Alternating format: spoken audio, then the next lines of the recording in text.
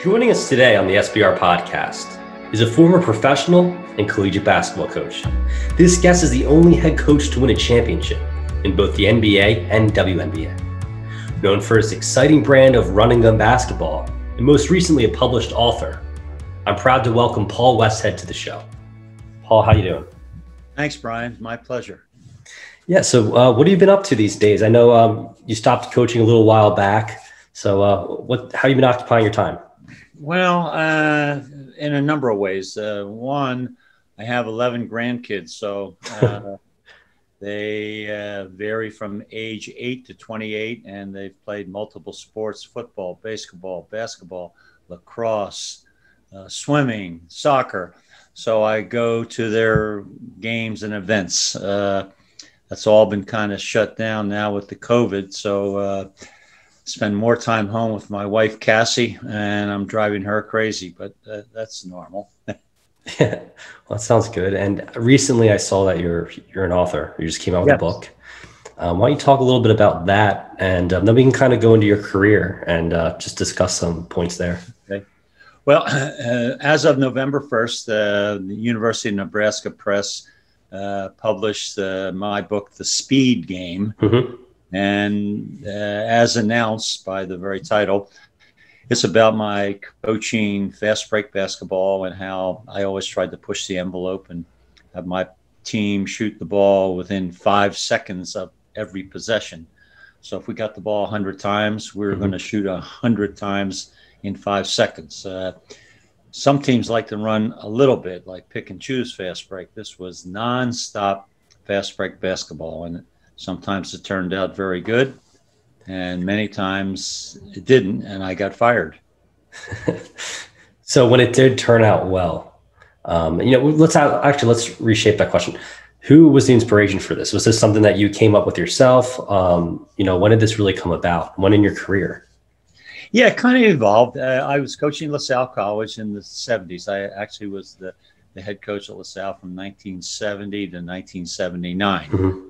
And during those years, two things happened. One, I met a coach from Old Dominion University named Sonny Allen, and he had this fast break concept, and he showed it to me. And he said, the one thing you have to know if you're going to try this, you have to be a little crazy to do it. I said, well, okay, I qualify. And then in the summers, I coached in San Juan, Puerto Rico for all 8 of those summers. Okay. And Puerto Rican players wanted to play fast. I was thinking about it.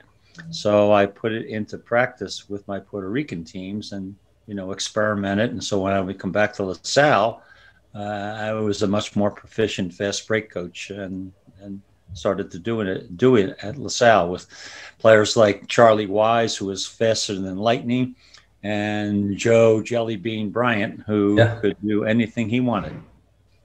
So when it came to like the intrinsics of the players and whatnot you're looking for and you're recruiting players to LaSalle, what exactly were you looking for? Speed, endurance, basically for whoever would fit your system? Well, it was a very competitive market in Philadelphia in the 70s. There were some very good players in the city. So to be honest, I would like speed and quickness and agility and shooting ability, but I recruited what I could get. Sure. And fortunately for me, I was able to get some good players. I mentioned Joe Bryant. I also was able to get Michael Brooks and a lot of local high school players, Joe Rabczynski and Joey Mihalik, and guys who were just rough, tough players from the Philadelphia Catholic League who wanted to continue at a city school. So guys who you could ultimately coach as well, people who would listen and they would take on your style of offense. That must have been a big part of it. Yeah, well, that helps. But I mean, that's Brian, that's really true of all coaching. Sure. I had a unique style, but even if you had, a very logical system, like my coach Jack Ramsey did at St. Joe's, players still have to buy in. It was just harder to buy into the speed game because it meant you had to run nonstop every practice, every game. Sure. And to be honest, the reason why fast break isn't as popular is that players deep down don't want to run. They want to play, kind of pick and choose, run fast, take your time, run fast, take your time. They don't want to exert too much energy. This system makes you be all out every possession. Very difficult. So after LaSalle University, I believe, what was your next step? You moved on to an assistant coach for the Los Angeles Lakers? Correct. Now, when you were an assistant coach, were you trying to implement that style, or were you more or less just the assistant, assisting the head coach at that point in time? Right. Well, I went out there in 1980 to be Jack McKinney's assistant coach, who had coached at St. Joe's, where I played. And in training camp, I tried to influence Jack McKinney into running some of my fast break system and using players who I thought would be faster. And because we were good friends, he very politely would tell me at times, well, why don't you just shut up and let me coach my own team? Yeah. And in a nice way, because we were good friends. So he could tell me, no, I don't want to do that, Paul. And I wouldn't be insulted. I'd say, okay, Jack, I understand. Sure. And he put in a terrific system, one which he was with Jack Ramsey in the Portland Trail Blazers, and they won a NBA championship. So what he put in was really good for our team. And I just was like a little guy along for the ride. But then that ride turned into an opportunity, right? You became the head coach.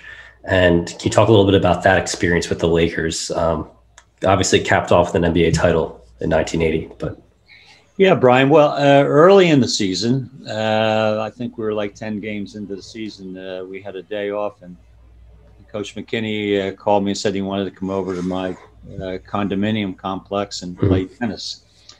So I said, okay. So I went to the courts and waited 10 minutes, then an hour, and finally went home. This is before cell phones, so if you didn't get somebody, you weren't concerned. Sure. Well, hours later, his wife called and said that she found her husband in Little Company of Mary Hospital, and he was in very bad shape. He had head trauma, and he was cut and bleeding. I think he had broken his couple ribs, etc. So he had a bicycle accident and was in the hospital for some weeks, and then recuperating the rest of the season. So a little bit out of default, they put me in as head coach because it was either me or the trainer, because back then the NBA teams had one assistant coach.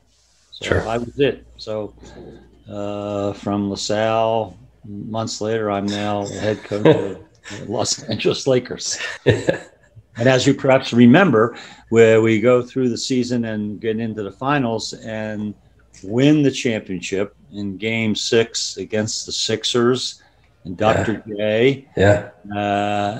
So we won a championship that year in my hometown of Philadelphia. Now, obviously, at that point, you're a professional. You're the head coach of the Los Angeles Lakers, but you are from Philadelphia. I would assume you would be a Sixers fan potentially growing up. I'm not sure. What did that mean to you, winning that title in Philadelphia? Or were you just so focused being a professional head coach, you didn't really give it much thought? Yeah, I mean, both things are going on at the same time, Brian. You're there, you're coaching, you're doing your job. I mean, we could have been in Cleveland. Yeah. It wouldn't have been that much different. I mean, if you can win this game, you can win a championship. But, it's hard to avoid that this is the city I was born and raised in, and this was the city that I was at the coach of LaSalle, and we didn't have a good last year or two. So I'm sure there were people in the city saying, who is this guy coaching this team? That we kind of hoped he'd get out of LaSalle. Yeah. And I was there literally all by myself. My wife did come to the game. She was at the game with your grandparents. Okay.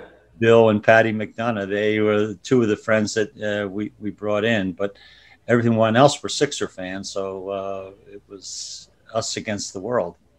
Yeah. Well, that's a really cool story. And then you mentioned, right, when the system doesn't work, you end up getting fired. I mean, that happens with anything, whether it's a job, office job somewhere, crunching numbers, or being a head coach of the Los Angeles Lakers, or being the head coach of Chicago. So then you moved on to Chicago, and were you there for a couple of years?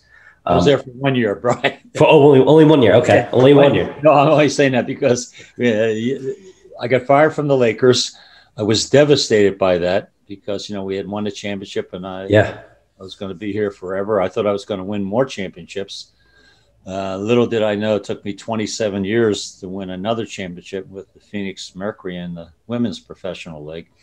But when I got to Chicago, I didn't take it personal anymore. So they said, there's a train leaving tomorrow, be under it. I didn't take it personal. I said, okay, I can leave. Sure. But I think where you had a lot of success, years later with the Phoenix Mercury and the WNBA, also with Loyola Marymount. And for those years that you were there, you had tons of success for a smaller school, but you kind of put them on the map with your style of offense. Yeah, I mean, it started out slow. Loyola Marymount's a little sleepy Jesuit school in Los Angeles, kind of overrun by UCLA and University of Southern California, USC. So they're just like the little kid on the block. We started our fast break in full tilt when I recruited Hank Gathers and Bo Kimball from Philadelphia.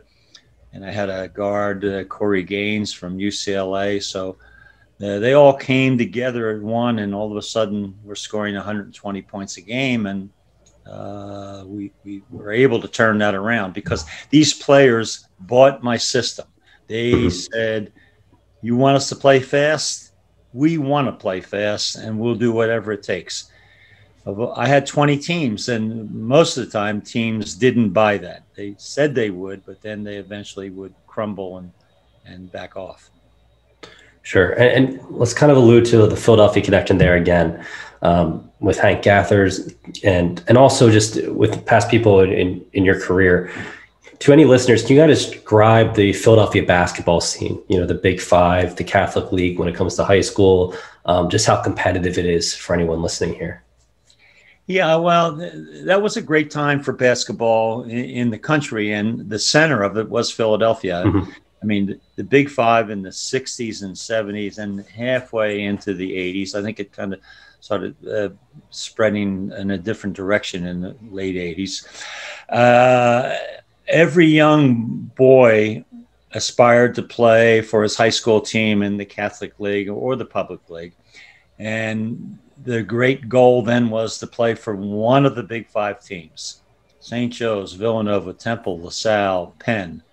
And they live happily ever after. Like I went to Father Judge and I played at Temple. Like what else could be better? I mean, you could repeat it over and over and over again. So the very people you played with or against in high school then became your classmate and teammate at Villanova or your rival at LaSalle. So it just kept going, just in a bigger version. And they played at the Palestra, and they would play double headers. Sometimes they even played triple headers, and they would sell out the place. And it was basketball at its best. What's it like being a player and a head coach at the Palestra with the atmosphere there? Yeah, I mean, it had a double significance. It's your hometown. Yeah. You're playing against a rival that the coach very well, and his players very well because you've seen them grow up. And it's nothing but personal. I mean, you're going to win or lose, but you're going to take it personal. But the good news is after the game, you would chat with the coach, and he knew that you beat him fairly, or he whipped you, and a smile on his face. Yeah. So after Loyola Marymount, let me ask you, when did you decide to go into the women's side of the sport, and how did that come about, really? Yeah, well, I was, when you have different jobs, I was probably on job number 15 or 16, looking for work, and I got a call from the Phoenix Mercury, and they said, would you like to be our coach? and I didn't really have any experience in coaching women. I saw one women's game in my life, and I said, "Oh, sure, yeah, I love it. I saw the game, I love it."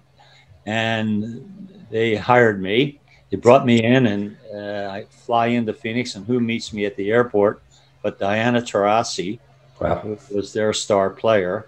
Yeah. And we drive to the press conference, and she says to me, "Coach, I know about you, and I know you like to run fast. Don't water anything down with my team. Give us everything you would give the men's team and some." And I felt like saying, "Well, Diana, a lot of time the men's team, I give it to them and they don't like it." So sure enough, I accept the job. We start practicing and playing games, and we're like 2-7. And I have to back up. I've been 2-7 before with men's teams, Sure. like the Chicago Bulls. And you're done. They're not going to run for you anymore. The men say, if we're 2-7 trying to play fast and it's not working, we could play slow. We can't be any worse. And it's a lot more fun to play slow. So when we were 2-7 with the Phoenix Mercury, I was very worried. Taurasi came to me again and said, "Coach, we're going to hang in if you hang in." And I said, "Okay." So sure enough, a year later, we win a championship in the WNBA, because the women will hang with you longer and your schemes, and in this case, Sure, with fast break, than the men.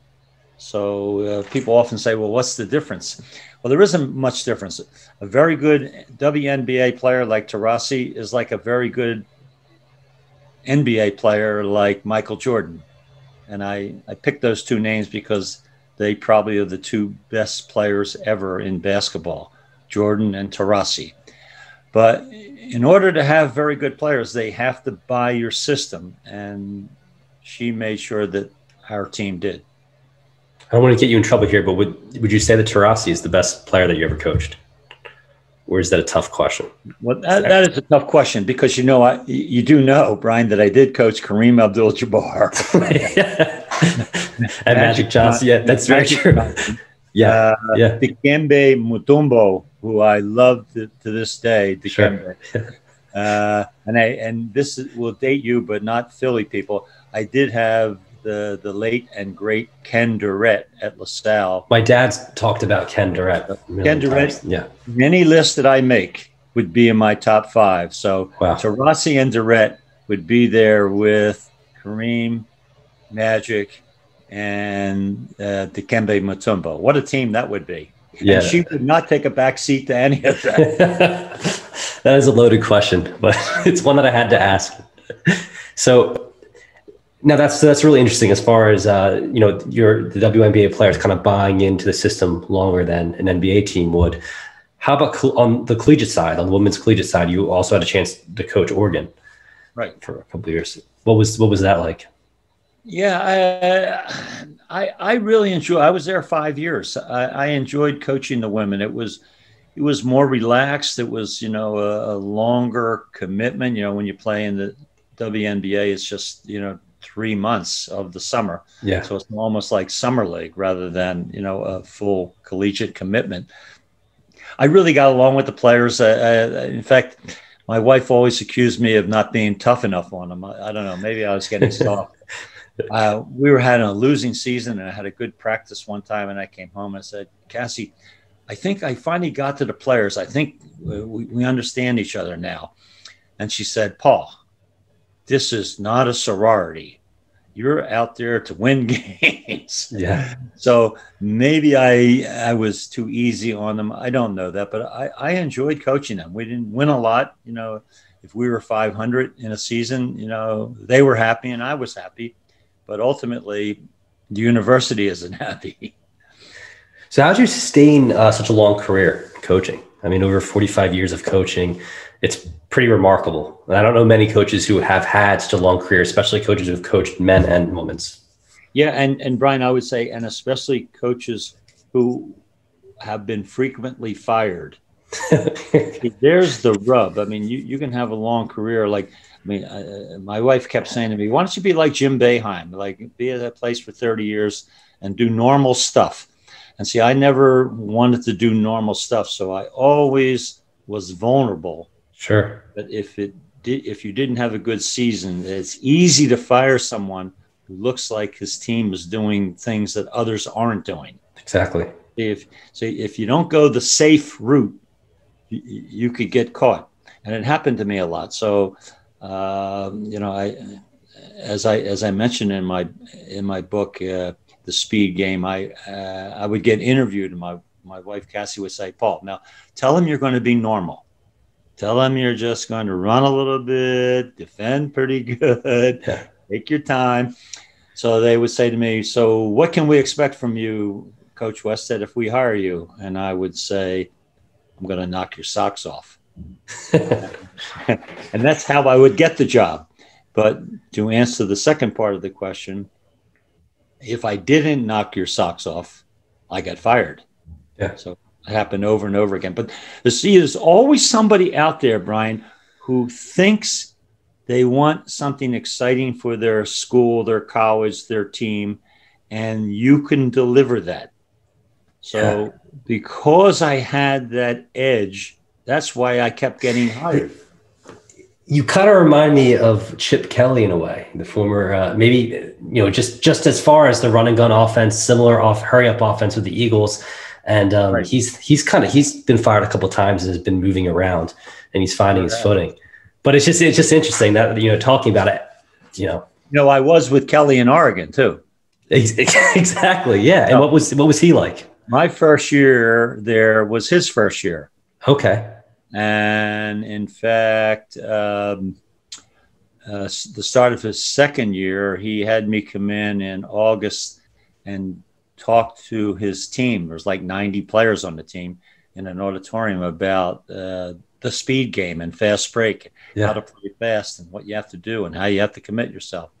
So I gave them, this is how you do it in basketball. And it was obviously relatively easy to translate that into football. Now, I wouldn't take any credit for it because Kelly is a little bit crazy like me anyway. So he didn't need me to turn him. But you're right. And our careers are similar because he's been fired now a number of times. And now here he is at UCLA. He's back in my hometown, my new hometown. Yeah. And I root for Chip, but I understand the people who don't like him because if you're going to do crazy things and they don't work, they hate you. See, if you do nice things and they don't work, they still might fire you, but they don't hate you. But fans do not like you doing unusual things that do not work. But by doing the crazy thing, I feel like you land yourself more opportunities too, because like you said, there's always someone out there who's looking for something different. Yep. But eventually that runs out. Eventually. But that's why, because I know Chip and I've been a friend of his way back to my Oregon days, I'm hoping that he can turn it around here because you only get so many teams that will buy into your craziness. And then they say, no mas. Sure. Well, let's have us ask a couple more questions here. For any coaches listening today, what's words of advice you would give them? Outside of be different. But what other advice would you kind of let them? Well, I would say, Brian, if you are going to be different, and I think that's not a bad idea. Sure. I mean, you don't have to be a running coach. You could be like you have a defensive scheme, or you could have, a substitution scheme, or you want to play it like ice hockey and rotate 5 players every 2 minutes. Yeah. I don't, whatever your scheme is, do it. And when you see the pluses and minuses, tweak it a little bit, change it a little bit, don't be afraid to adjust it, but don't abandon it. If you had a good idea, let it evolve, let it nourish, and let it come to fulfillment. But at the same time, expect to get fired. So if there are any crazy coaches out there that want fast break, my advice would be have a long-term contract before you do it. Sure. Because you could get fired. But ultimately, coaching, whatever your system is, you're involved in helping young men and women. And I coached in high school. I coached at Cheltenham High. Which incidentally, of all the jobs I had, I think I loved my 5 years at Cheltenham the most, because I was a teacher and a coach. Yeah. But coaches in general should realize that, they have a sport and they have a system, but they're really teaching young men and women. And something about sports, young boys and girls, even in their 30s as professionals, they listen to you. So you have to be very careful that you're doing the right thing with them. Sure. Now that you're kind of kicking your feet back and hanging out with your grandkids, are there any particular coaches, in the men's or women's game that you particularly like to watch today, or any teams? Yeah, well, on the women's side, and I take zero credit for this, the Oregon women's basketball team is phenomenal. Yeah, they're really fun to watch, and they're a little bit like UConn now. They win about 30 games a year, and I like Gino at UConn. We kind of went head to head when I coached the women's team at Oregon, but he's a very talented and deep down a very nice guy, and by coincidence he's also from Philadelphia. So I actually did not know that. No. Yeah. I think he's from Norristown. The people from Norristown, do we really say they're from Philadelphia? Outside of Philadelphia, I guess, right? But that's what you said. I was born in South Philadelphia, 18th and Rittner, so I'm legit. You're definitely legit. Yeah. I lived in West Philadelphia for 7 years in grade school before I moved out. Where'd you go? West Catholic or what? I went to West Catholic, but okay. I was living in Lansdowne then. I was a Delaware County guy then. So after seventh grade. Do you consider Delco close enough to Philly or no? That's a tough question too. I don't know about Merwood Drive though. I don't know if that's. I don't think Marion Country. I don't think kind of families live. I don't think Marion Country Club's considered a. Yeah, there you go, Marion Country Club. Yeah. No, that's not Philly. That's. But I mean, at the end of the day, it's all the same. I mean, if you live within 30, 40 miles of Philly, you're a Philadelphia person, and the culture, and the value that area puts on sports. I don't think there's any place in America that values sports from high school to college to the professional ranks like the Philadelphia area. I mean, I live in LA. I love LA. I don't think I'd ever move from here. But we kind of look at the professional game kind of casually, like, oh, well, the Rams won. Oh, well, the Rams lost. I mean, like, sure, like normal people. No one really has like indigestion. Wakes up the next day angry. Yeah. But when the Eagles lose, there's a lot of anger. And it's kind of cool, actually. I think two of the two greatest basketball players of all time for Philadelphia, you could say Kobe Bryant and Wilt Chamberlain, both had careers in LA as well. Not that. So there is an LA Philadelphia connection besides yourself. Yeah, and two very good collegiate players, Hank Gathers and Bo Kimball, had Philadelphians who had their career in Los Angeles at LMU. Yeah. No, it's really interesting, and it's cool to see people from Philadelphia be so successful elsewhere. I think it's a lot of that hard work and determination that, like you said, the area kind of builds. I agree with you. Yeah, and I'm glad that that's the culture I grew up in. Yeah, but I'm also glad I'm out now in 75 degrees, sunny weather. You'd be jealous. Yeah. Well, be careful what you say, because I'm still in Philly. Yeah, I know. Yeah. That's why I'm saying it. All right, Paul. Well, how can I go about getting your book? It sounds like an awesome read. Where could I buy it? Yeah, well, it's available. It first was available on Amazon.com, and now like bookstores like Barnes and Noble, they all have them now. So and I don't think they're vanishing from the shelves. So they're still available. Okay. Well, I'll definitely take a look. But Paul, once again, thank you so much for joining the podcast today. My pleasure, Brian. You come from a great tradition of the McDonough family. No, I really appreciate that. And I appreciate your time. And I look forward to seeing you at a future family party once COVID's over. Yes, you will. Take care, Paul. Yep. Bye. Once again, that was Paul Westhead. If you enjoyed today's episode and would like to check out more content, please remember to follow me on Twitter and Instagram at the handle @SBR_podcast. We are now active on YouTube at Sports Business Review. Don't forget to subscribe. And give us a follow on Facebook and LinkedIn at the same name, Sports Business Review. If you feel the need to provide any further feedback, or you'd like to be featured on a future episode, please visit www.sportsbusinessreview.com, the official home of the S.B.R. podcast. Once again, my name is Brian McDonough, and have a great week, everyone.